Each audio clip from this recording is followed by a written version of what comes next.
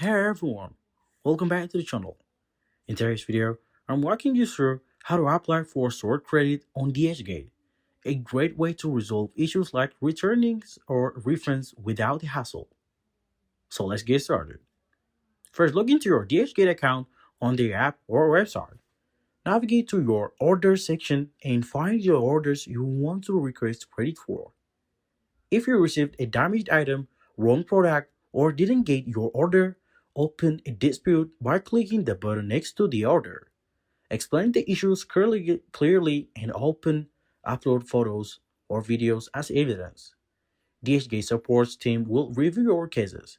If approved, they will often offer stored credit as a resolution. You can also request credit instead of a refund during the dispute process. Just select the option that works best for you.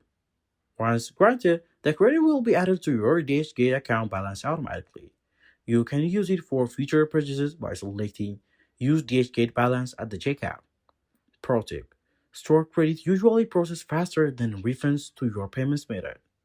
And that's it. You've just navigated DHGate's stored credit process like a pro.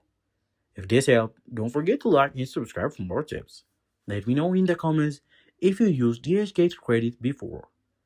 Thanks for watching and see you in the next video.